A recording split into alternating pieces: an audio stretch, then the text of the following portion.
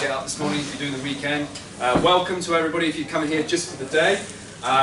This is the first panel of today's scheduled presentations of events that are going on. And we have Back to the 80s crew here. Hello. So we've got Glenn and Paula from the podcast. If you're not familiar with it, Back to the 80s is a regular podcast. The guys have been going for 6 years now and have done 238 episodes. Now that, in terms of content being pumped out each week, the commitment to actually turn up, show prep, do it, edit, get it up online, that is quite okay, not so much of the editing, but but that is quite a feat in itself. And if you're not familiar with Back to the 80s, well, really the title says it all. It's a retrospective look back at everything to connect connected to the 1980s. So be this like in terms of fashion, TV shows, movies, toys, and anything connected to it. One of my favourite segments is always like the commercial breakdown that goes on, and it's just like always, even though you're listening to it, it brings back, if you're of a certain age, you're like, oh my god, I haven't heard that for like so long. Shoulder pads. We don't talk about shoulder. Never, no. Never. You've also got Nicko here. Wow. There is an amazing YouTube video, and I'll get Glenn to explain it later, where at the back we have Glenn's partner, where he discusses the benefits of owning a Castle Grayskull toy. It's pretty amazing to watch, so you know, please ask Glenn at any point this weekend and I'm sure he'll be able to show you. Doesn't go well for me, let's put it out. It's very, very funny. And now I bought Snake Mountain, so the sequel will be coming out, I'm sure.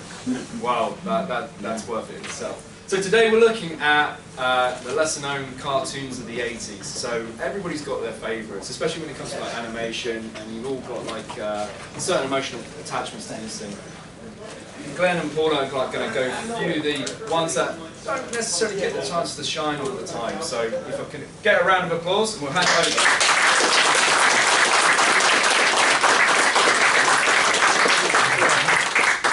Preemptive round of applause. Boy, you guys are going to be disappointing. So what is a lesser known cartoon in the context of what we're speaking about? Well, we are talking about things, like Dave said, that maybe don't get the chance to shine. Things that everybody knows: Transformers, Visionaries, He-Man. These are the ones that either sit at the back of your mind and you don't think about, or you probably never even heard of. So there's going to be at least one that might shock you, because you'll think, well, everybody knows that. But this is more in the context of the bloke on the street. We know them all because we're nerds. Okay, come on. So, yes, we shall start off with the first one on the list, which is Paula's favourite, the Bionic 6. With an excellent theme tune. Yeah. Yes, you'll hear it in a minute. I always thought, I'd never heard of this until a few years ago. I saw it on a compilation on YouTube. You know, people do the intro compilation. What the hell's that? And naturally, I assumed it was $6 Million Man. Nothing to do with it, apparently. Although I think personally it's a bit license baiting. Nothing to do with it.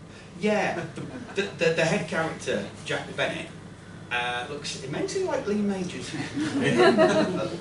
Well, the whole idea of the thing is that it's a family that's formed because they all have something wrong with them, and therefore they all get cybernetic implants. And why does that happen?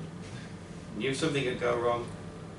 But yeah, they've all had cybernetic implants. Paula will tell you a little bit about that while I do the old... Yeah, well, I mean, he started, I don't know how he first got his cybernetic implants, but it was a secret from his family. And then they were all on a skiing holiday, and they got attacked by aliens, as just happens. And his whole family got buried in snow, and they're all in a coma. And then to save them, he takes them back to Professor Sharp's lab, and they all get bionicked up, the whole family. I think that's a technical term, bionicked up. Yeah. And they've got, for some reason, they have a big giant gorilla robot called Fluffy, who lives with them. And there's the start of the cartoon. What else do you need? You know? I need to go on a bit longer. We can all sing the theme tune. So Subly, yes we could. I mean, you might have to. Oh, never. That's it. I know, right? I'm sorry about this. I don't know why he's doing this. I didn't do it. I actually think it's made out of metal. Yeah. Oh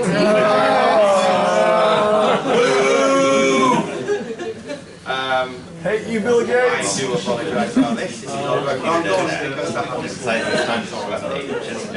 Talk amongst yourselves. Well, it was going to be fun. Oh, yes. Carry on talking about Barney 6. We can. Does anybody remember it? Yeah. Wow, that's... Where did it show? It showed on Children's ITV on a Sunday morning. Oh, that's It's right. on the equivalent of Wacky Day at the time. Oh, right, okay. So we're talking. You used to have seen the toys that like made out of die-cast metal. Yes. Yeah. I only tried Plastic stuff, wasn't it? Well, gosh. Probably had lead paint as well. I mean, I The good didn't thing know was, at all. I don't remember seeing the cartoon as a kid, although I seem to remember the theme tune. But I've seen some of the toys that my friends had. What are these? Was there any Robots vehicles or called anything? Or was Fluffy's it... pretty cool. Really? Yeah. That is very cool, because I wasn't sure, I was looking up about it, so it looks like I know what I was talking about. But I didn't know if it was Fluffy or Fluff One, because I thought, well, they're all called like Bionic One and Mother One and Mother One. It could have been worse. What code name do I get? Mother One. Well, it's clearly licensed bait, and they were clearly riding their luck on it. But it was done by one of the most famous Japanese anime makers at the time, who's done loads of things in Japan. I'm struggling to see why they would have done it without it being licensed bait. Because by that point, the $1 Million Man thing, that was done, and that was in the 70s. So I always thought it was strange that maybe somebody would have made it from that, because really it was nothing at that point. But yeah, it did get a toy line. Didn't last very long, to be fair. Like I say, it wasn't great. It's fair to say the toys aren't brilliant. I enjoyed them for what they were. They were simple, but the fact that they were your simple 3 3/4 inch toys, but in die cast, Yeah. and with mostly see-through parts, you could see the inner workings of them in places. Yeah. It was unique for what it was. It wasn't anything spectacular, but it was still fun to have. I think that's the problem with it. It wasn't spectacular. And a lot of these cartoons that hopefully you're going to see today, that was their downfall, is that they weren't spectacular. They were sort of just there. I mean, out of, it was about 360 cartoons in the 80s that were made. Most of them fell by the wayside. You know, at the end of the day, you're going to say that the ones that we remember, the ones that stand out, they're the ones that sort of did very well, but a lot of them just either didn't have toy lines attached to them, so they're not as well remembered because you didn't have the toys as well as the cartoon, and the fact that some of them were just, at the end of the day, mediocre. Mediocre often is sometimes worse than bad. At least for something bad, you remember it. But Bionic 6, I mean, I've seen a few of them now, and I can report that they are pretty mediocre. At the end of the day, there's nothing much to sort of say. I mean, Paula, Are the toys, sorry, talking about toys, are the toys 3 3/4 inch? I think they were slightly smaller here on that. Are they? Yeah, they Were are. they smaller? They were smaller than Joe's. Oh, really? They felt pretty much like 3 3/4 inch, and I had the Action Force Flint, and it was just a hair smaller, but not much that you could really say they're too tiny. They do turn up a lot loose, but the paint I wear was Yeah, going to say, yeah, do you find them I've seen fast? people with mint on card, well the card is mint and the toy inside, It's it, like it's terrible. still got paint flaking because it just didn't take to the It's like logo. terrible Wow. times. You could often find them mint and box on the shelf, and then the paint wasn't very good. Yeah. It was just flaking off already. He's got a good point, because not only did you have the see-through bits, not only was it die cast, it also had chrome paint. So it was a mix of 3 things that could technically go wrong in the long term. Yeah. And they all go I suppose wrong. that when they made them, they didn't think people would still be 30 years later. No, if you got if someone Interesting threw one enough, at you, people you know, No. Well, they were right. Turns well, out I that you are I right. don't care if you don't like it. I thought it was awesome. It's not that I don't like it. It honestly isn't. It's that I don't. This is the worst thing. I don't have an opinion on it. Don't I care think enough. that's more of a damning indictment than anything else. Is the fact when you just don't care. Yeah. There we go. Yeah, that's fair enough. Okay, so Good grief, is it working? I then? think we have it working. Everybody, hooray!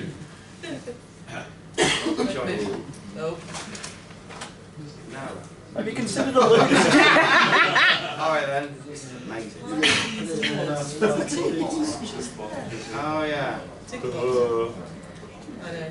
I'm professional, mate. I'm like ITN and stuff.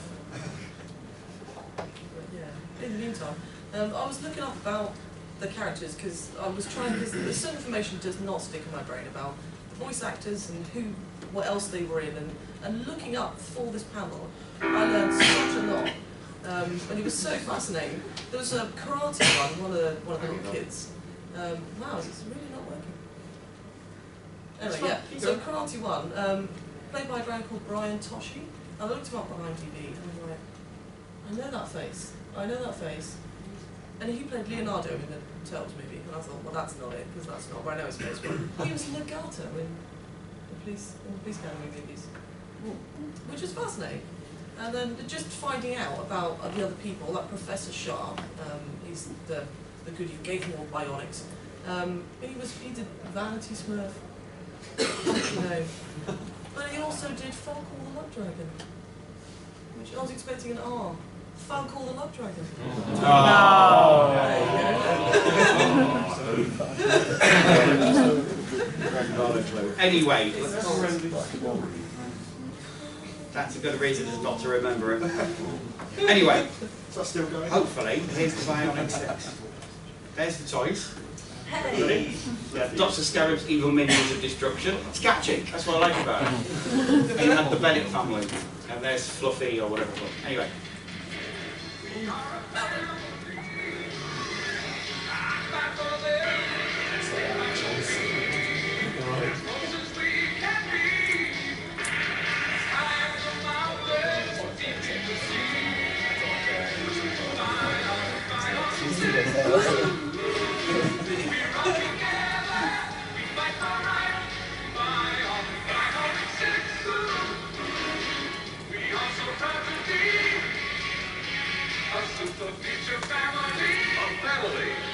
Together by faith and given superpowers through the miracle of modern science.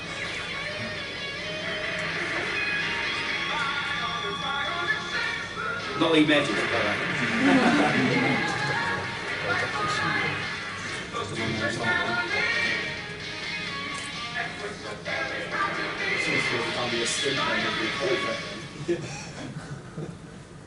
Next up, we have Macron 1 from 1985. Anybody remember Macron 1? Yes, amazing show.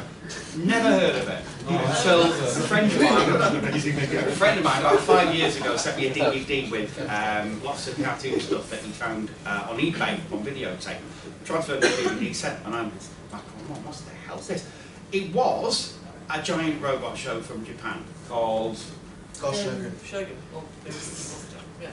And he was brought over, and it was an attempt to make a giant robot show very popular. And the guy who brought it over was one Haim Saban. And it was his first attempt at doing a giant robot show. Sadly, in 1985, there already was a giant robot show called Voltron. And it never took off. I think it's better. I don't like Voltron. I've got no emotional attachment to it. And it's kind of racist. Matt told me years ago that you got it because you lived in Wales at the time. Voltron, yeah, absolutely. Completely dubbed in Welsh. I've been trying like heck to find any visual trace of it on the internet and have completely failed. They even went so far as to dub Voltron, the one that came out in the late 90s, the computer animated one. They dubbed that. Wales loves Voltron.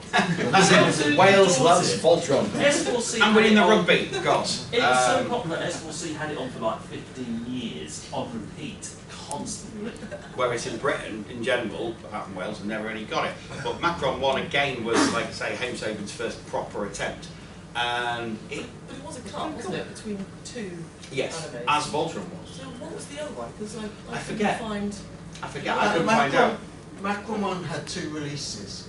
The American one was 2 animes cut together. Mm. But the European one is just the Goshogun Oh really? on its own. Because I looked at, again to research this and watched a couple of clips on YouTube. And there are quite a few actually, which was quite surprising. But they cut so it is just so clearly, it's like, right, we're just going to get this cartoon, we're going to chop it up into little bits, all drop them on the floor, pick them up, stick them together, and just play it. It'll do it. And it did cut so radically with no real reason between... It looks like Power Rangers, really. That's the American version you saw then. Really, yeah. It was bizarre. It is bizarre. What's more bizarre, and you told me this earlier on, is that there's a little boy in it called Nathan. He's your sort of really annoying character. He's your Scott Tracker. He's voiced by a lady called Barbara Goodson. Barbara Goodson later on would do the voice of Rita Repulsa. So Hayden sort of looked at Barbara and said, I'll use you again sometime. And he certainly did. But it's your typical giant robot show. There's, let's have a look. So there's a flying space robot called Macron 1, who forms. He's a bit like Die Bomber X. Does everyone remember Starfleet? Yeah. It's a bit like that. So he's sort of made out of various constituent parts, and the way that they form up and get into the vehicles is very Thunderbirds-y. You'll see that in a minute, because Japan, as we all know, loves Thunderbirds, and they do copy it. Yeah, it is Macron 1, and it's intro. Very catchy intro. It's amazingly catchy, you'll find out in a second. Brilliant, hopefully, yeah. That's the toys, anyway. The toys that they did, the Japanese one. They seem a bit Voltron. Probably full of lead paint as well. In the far distant future, Hello, Darkstar and his evil forces fight for control of the Earth. Their only opposition is scientist Dr. James Chagall and his elite team of warriors. Together they are indestructible. Together they are Macron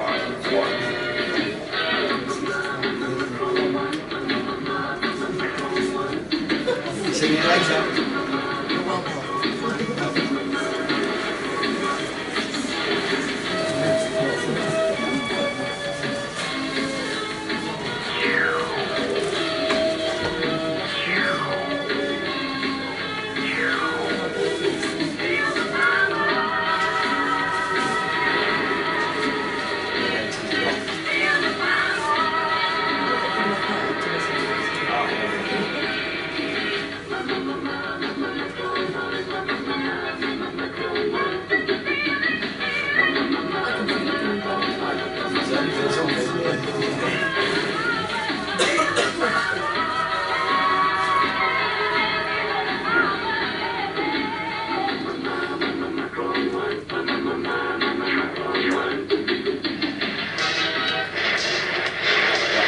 Pause it there. Macron 1, and this is the anime as well as the series itself, and a weird thing, it didn't use so much incidental music. They opted for popular hits of the day, and this is 1985. So you would hear fight scenes with Hungry Like the Wolf by which is amazing. That's great. And I think they had I Want to Break Free, one of the episodes I saw as well. This is the best one. It hit me with your best Beat shot. it, yes. This is the best one. This is them doing the Thunderbirds getting into the vehicle thing. And it's the most 80s song in the world they ever use. I'm sure you'll recognise it.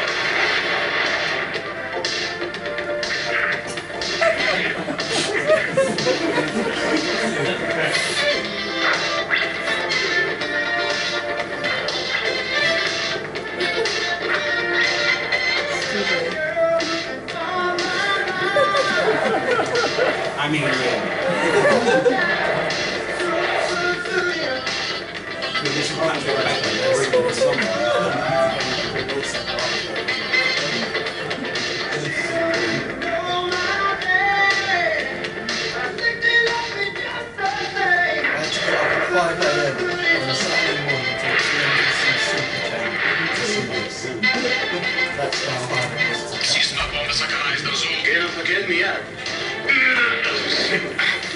מצאת לך זמן לשכב על הגב בקעת היעץ. סקוט ואני כבר מחכים לך. שמעתי, אני בא.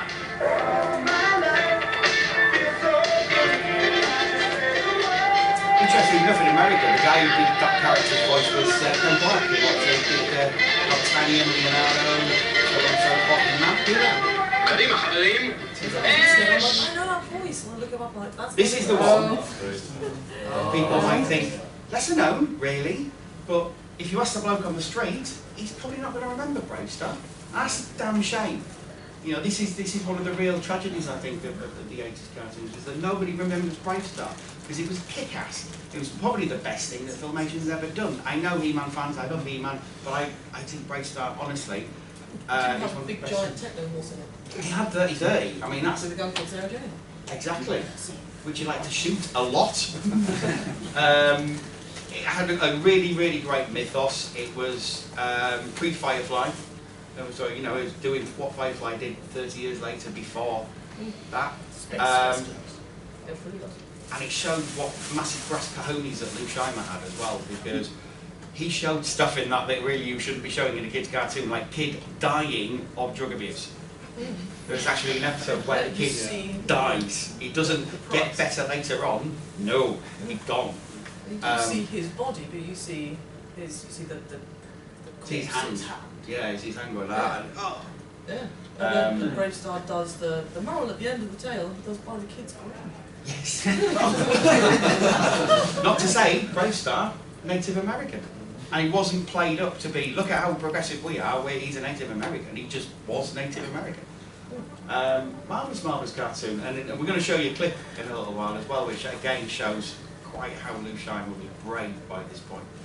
But then again, his dad did punch, his dad punched out Hitler, so...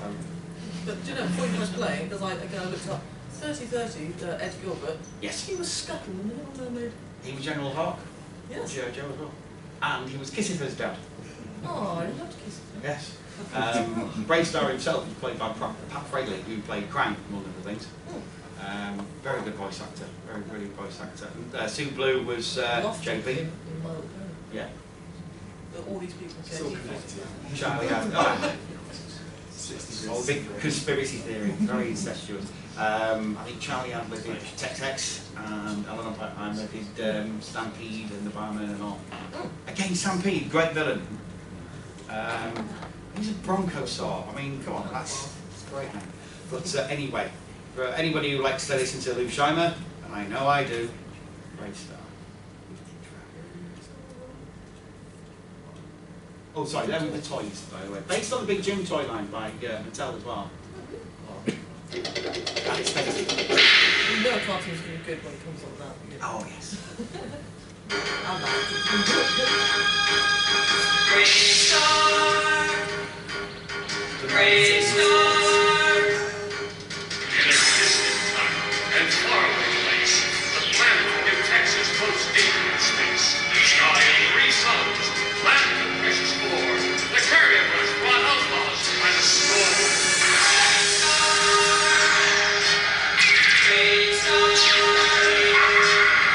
And one day, a lawman appeared with powers of pop, wolf, puma, and bear.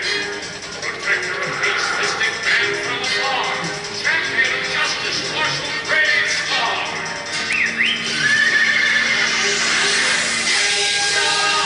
Brave Star. Eyes of the heart, ears of the people. Brave Star. Cheesy. Brave Star. Well done. Well done. Brave Star. Brave Star. Where did 30-30's hands go? Did he Magic. just kind of tuck them back under and then some kind of hoops? It was, Walking around in I fists. think the official explanation was because of reasons. I think is the actual official. But yeah, also the bromance between 30-30 and Bravestar. It was supposed to be sort of JB and Bravestar. No, totally wasn't. It was him and 30-30. Exactly. Lots of videos online about that kind of thing. But speaking of Lou Scheimer and his massive, great big brass balls at this point, the second episode is called Fallen Idol, and it's basically Bravestar's former mentor at law school has been in prison for the past however many years, and gets out and immediately goes to take someone out, basically. He becomes a bounty hunter. And they give the reason for him being in prison for 20 years as he did something bad. And unlike a lot of cartoons, they actually show what he did, which is, I'm going to show you. Setup is he's at a sort of school boxing match against someone, his Bravestar's mentor, and at this point all you know is that he never loses. And this is what basically happens. Come on! Jump up, Jingles! I never lose!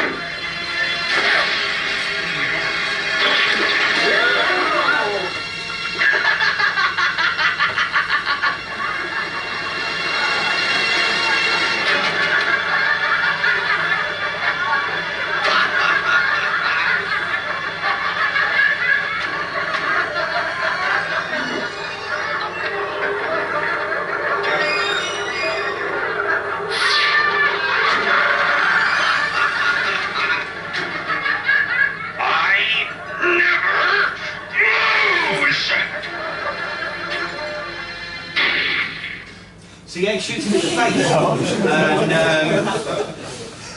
that is amazing for a kids' cartoon in the mid-80s. Come on now.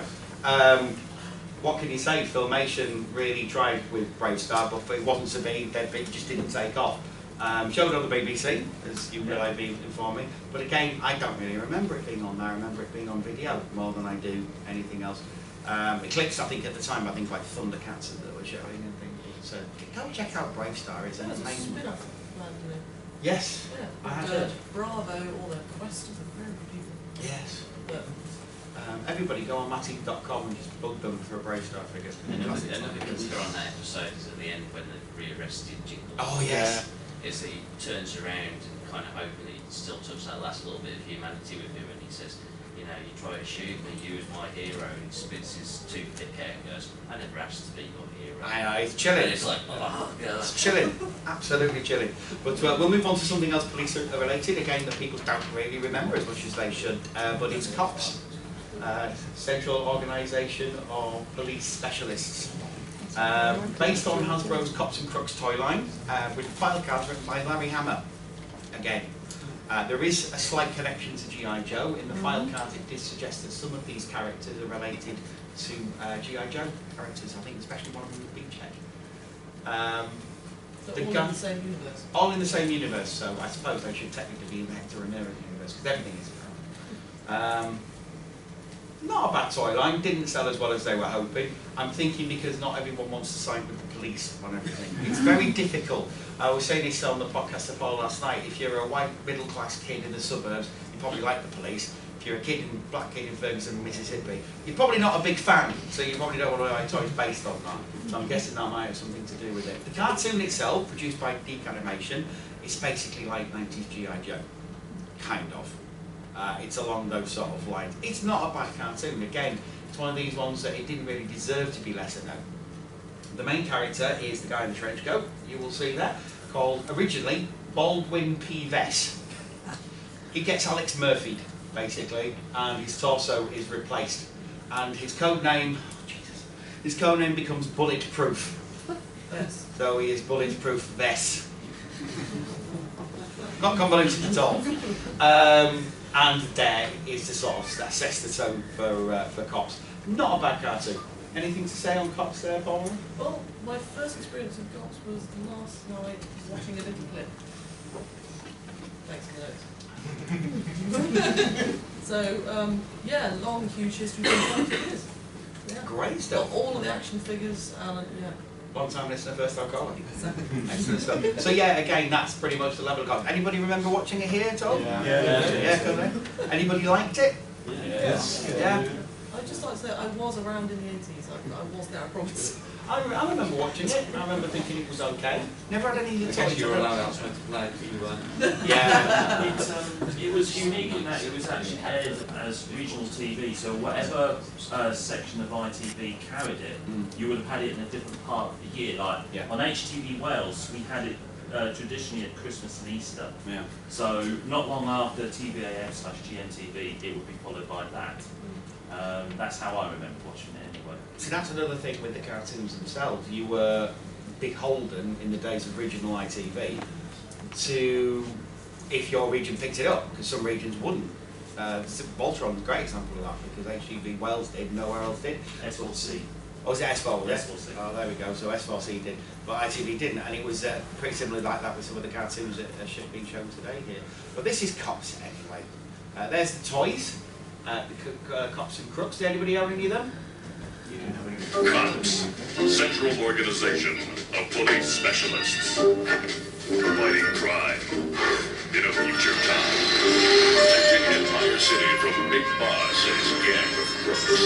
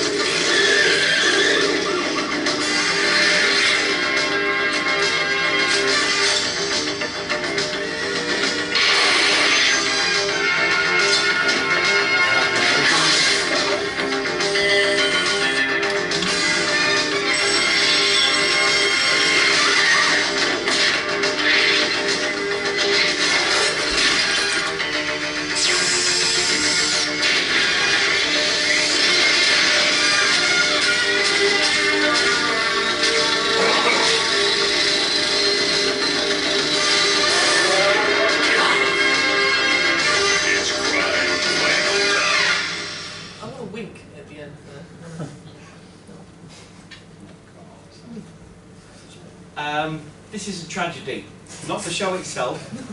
How the show came about is a tragedy. Anybody know the history of the show at all? Yeah.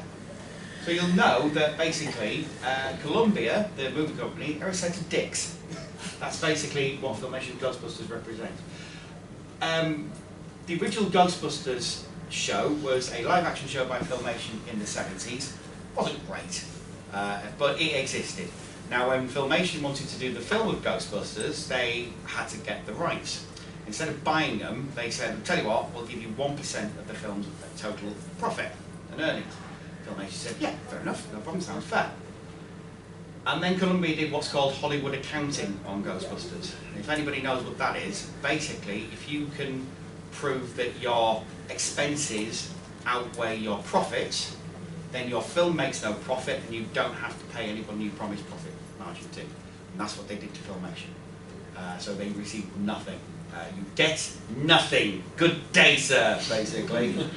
So Filmation said, that's fair enough, no problem. We understand, we know. We'll do your cartoon. Dick Move #2 by Columbia. No, we'll do our own. So Filmation rushed to get Filmation's Ghostbusters out, thinking, well, we've got to make something out of this whole mess.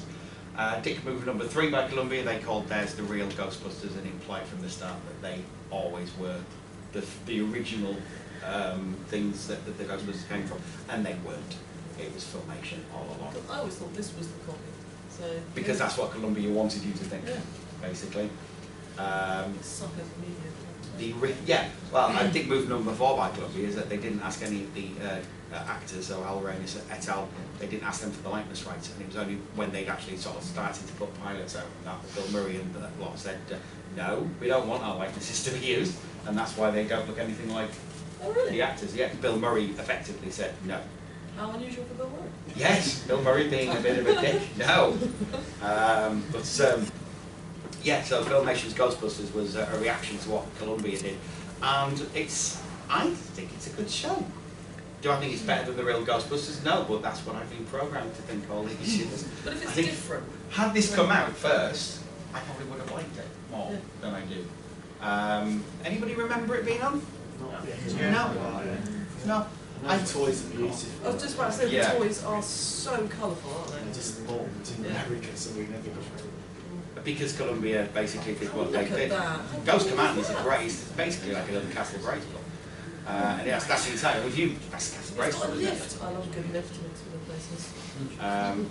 Really good toy, really good fun cartoon as well with fun characters. Retro Blasting did a brilliant video. They did, yes, they've done a really good video on it, and it's very nice and even-handed, and that's where I found a lot of information out about it. So if everybody goes to the Retro Blasting channel, not only for that, but for other things as well, it's a really good. They're very even-handed, I find, with cartoons. If they are a bit rubbish, they will say, well, it might look great, but it's a bit rubbish. they want to, you know. Yeah. It's praise, even in the worst things, they'll find praise for it. Exactly, and you know, a lot of kids, like I say, do think it was a knockoff Ghostbusters, and it never was. It was the original, and it was really fun and good. And this intro will let you know. Again, Filmation, so brilliant. Well, we all know that He's got that.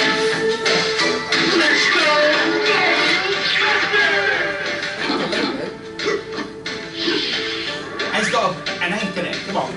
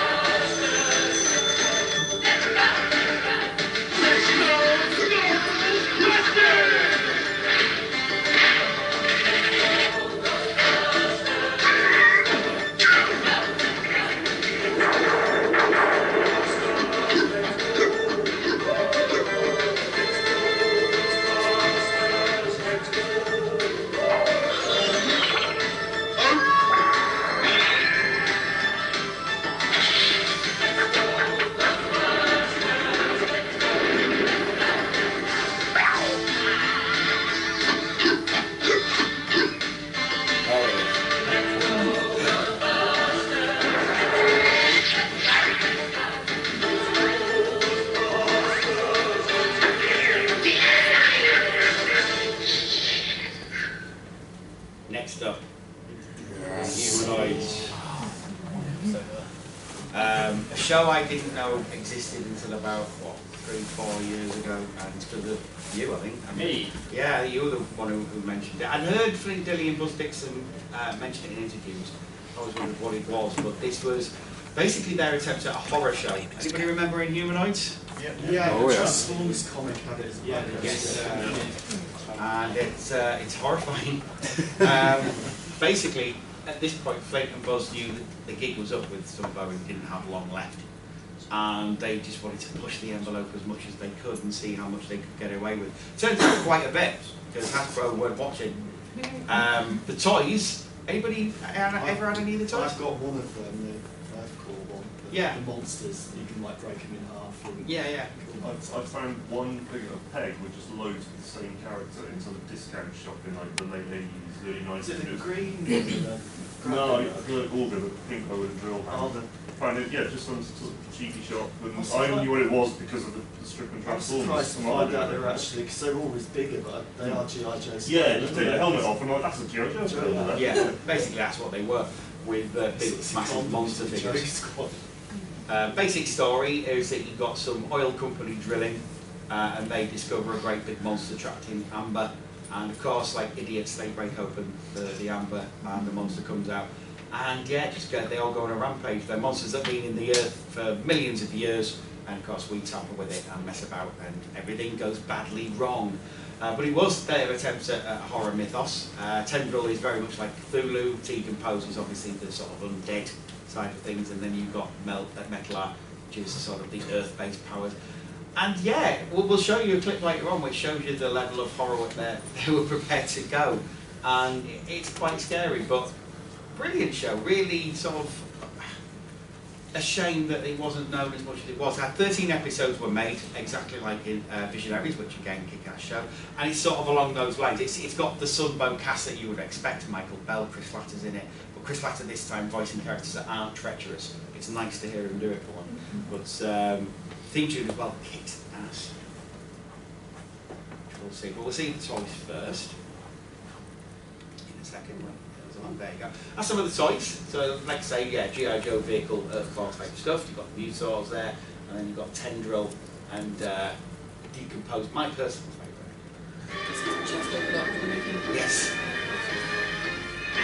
Inhumanoids, Inhumanoids, the evil that lies within. Down in the fiery depths of the earth where nightmares begin. Inhumanoids, Inhumanoids, the evil that lies within.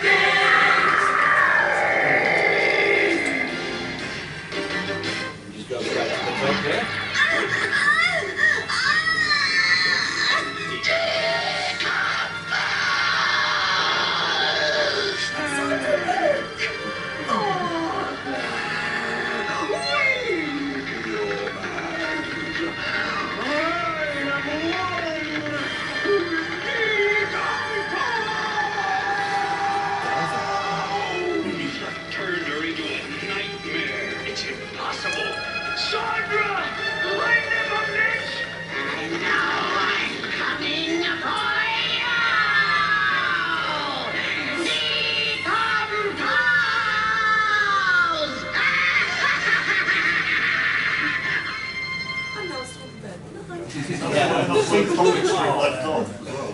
Speak well.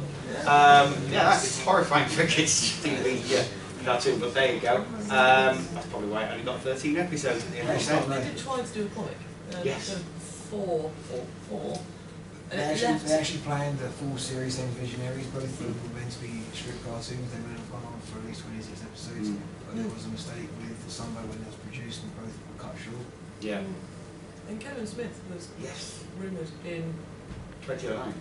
Because they were making the series finish for it. He said, although it was kick-ass and I really liked it as a kid, there's no truth in the rumour, so boo. Although probably Kevin Smith, yay, let's. I can't remember who told me, it might have been Jai, but that theme tune we heard was incomplete and they didn't finish it. No. In order to finish it, they ended up putting talking bits in between, which we didn't hear there, because there's two versions of the theme tune. Yeah, you can't hear talking bits right at the start. In the UK, we only had, technically, the first few episodes which were turned into Inhumanoids the movie on VHS, and one single episode that they put on a collection video from Tempo, which had a very awesome episode of Action Force where Wild Bill caused a stampede and defeats Cobra that way. That's what it is. Moving on, we've got Galaxy High School, which is a good cartoon. No toy line attached to it. Really? No, not at all. It was an idea by Chris Columbus, who will go on to make things like Home Alone and direct the first Harry Potter movie. And you can sort of tell there's a little bit of Harry Potter in the cartoon. You can definitely tell he has a feeling for high school and school days and things like that. But it's a very simple story. You've got two guys in the middle, two human kids. There's no, I'm not even going to go into it because it tells you in the theme tune exactly what happens. And see a lot of people online saying, oh, he's using auto-tune. He's not using a vocoder.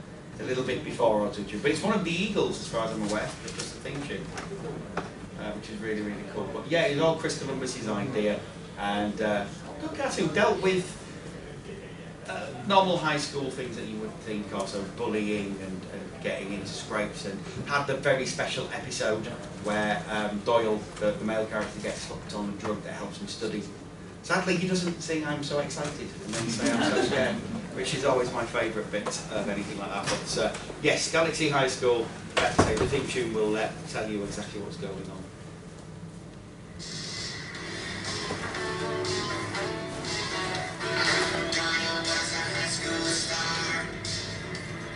Everybody thought he'd go real far, but he didn't get a thing from the classes he took. You know, he just wasn't interested in his books. Amy was the smartest girl at school, not very popular, not very cool. Two kids will be chosen from Earth to go to school at Galaxy High. Traveling billions of miles through space to go to school in a far-out place. Amy is the sweetheart. Doyle's got a lot to learn here at Galaxy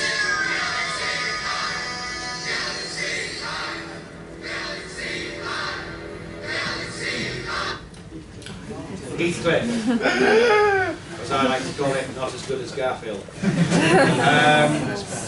Again, based on a comic strip character. It's still going now, that comic That is still going now, yeah. Paired with the Cadillac Cat, which really, that was the cartoon they wanted you to watch. Heathcliff was just some. Yeah, it was Heathcliff and Marmaduke, and then they wanted the Cadillac Cat to be a thing, and lampshaded it with Heathcliff. Didn't work. I used to like Griffin. He was the main guy, wasn't he? But most people didn't. It's another one of those that's just mediocre. It just sort of, it was there and it happened, and not many people really enjoyed it enough to become a thing. There was a toy line. He's voiced by Mel Blanc. Yes, he was voiced by Mel Blanc, one of the last things he did. That was the Cadillac Cat, Cadillac. And it did mask-like transform into another vehicle as well. But yes, here's Heathcliff. No one should terrorize their neighborhood, but he could just won't be undone. Playing pranks on everyone.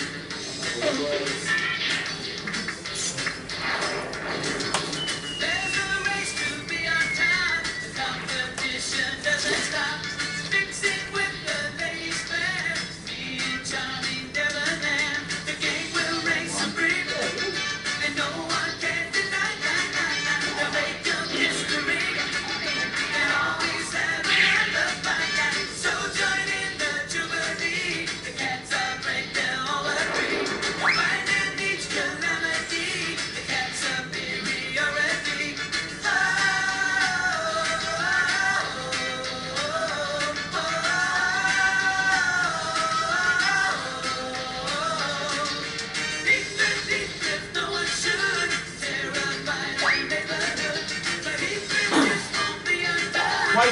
happen?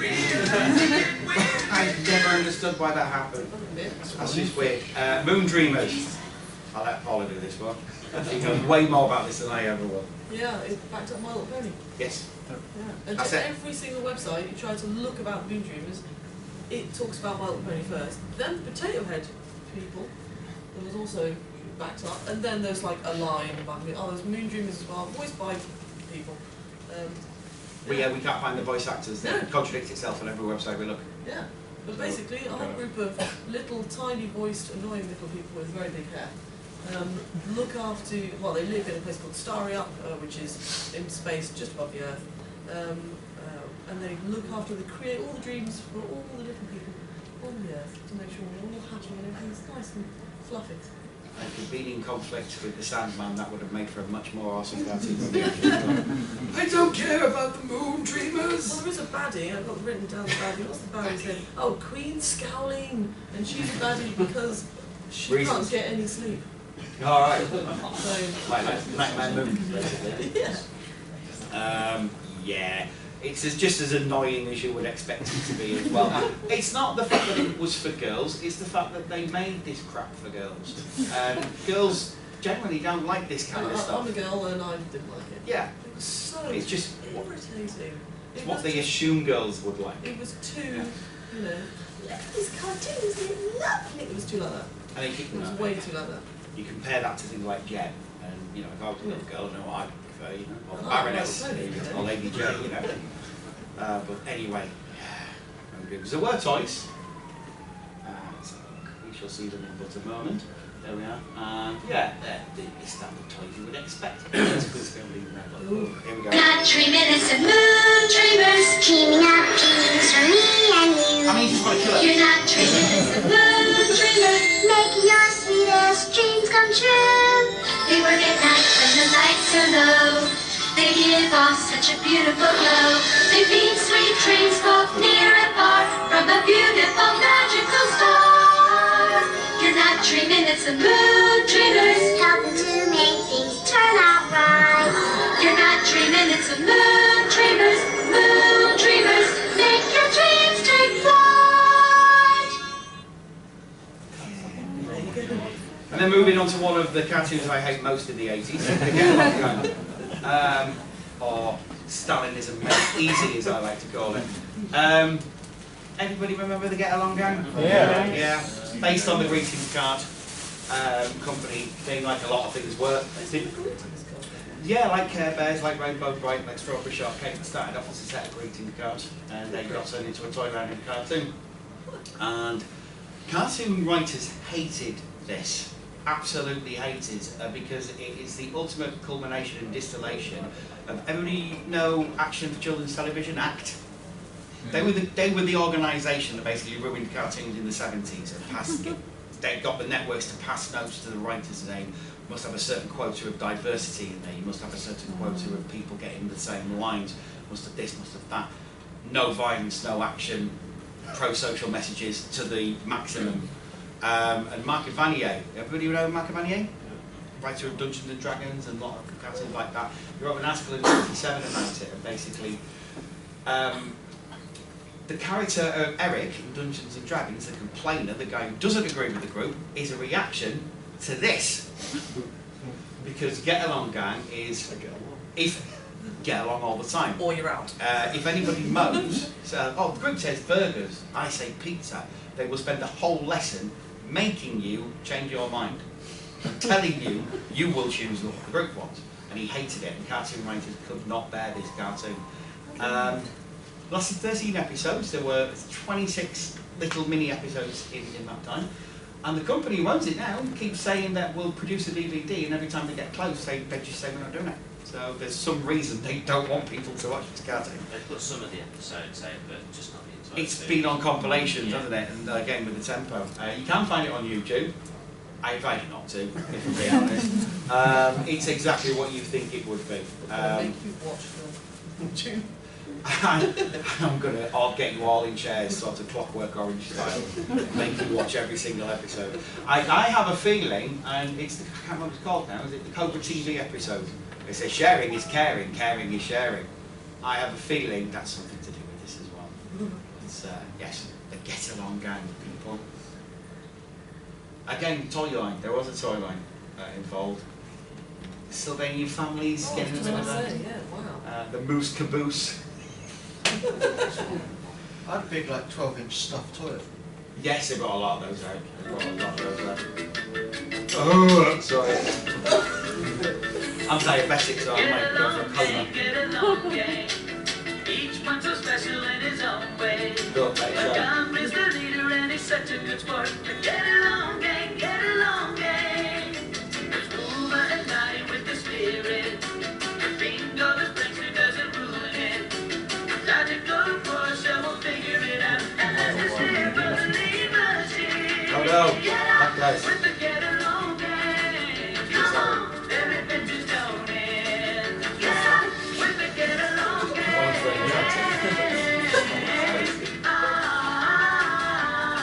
Don't do it!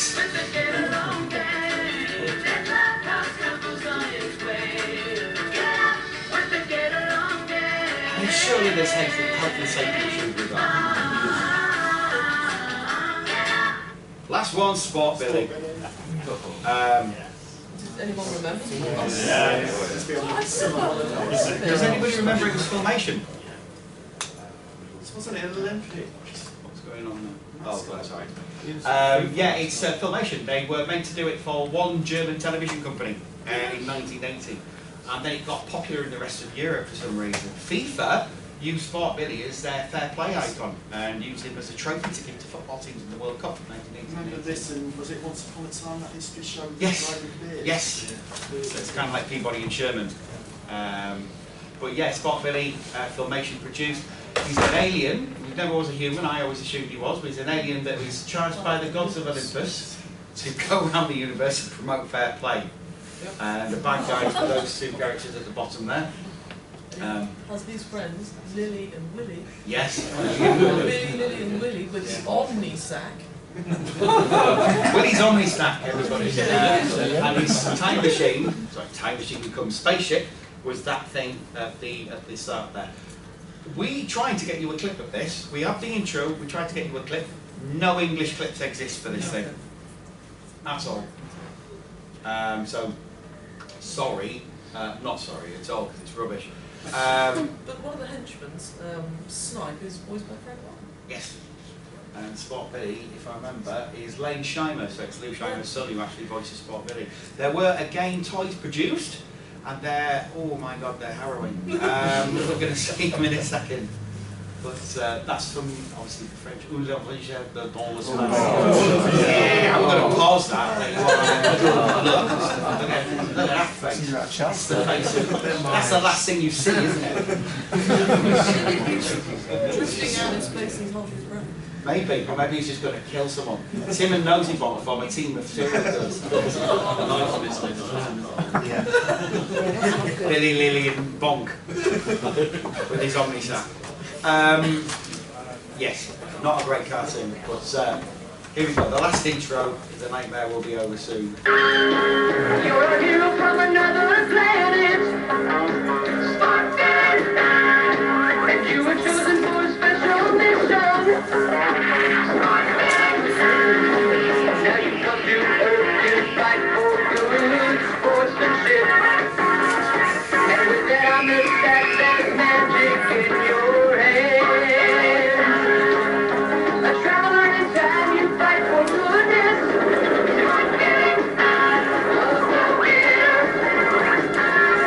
She's the evil one, and you can do it with your friends, hand in hand. He's coming to the rescue.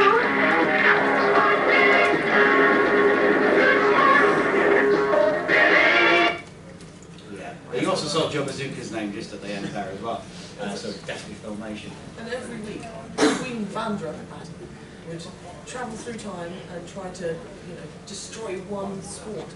And so they would take their magic travelling time. Yeah, I imagine a lot of people in this room won't have a problem with all sport being destroyed.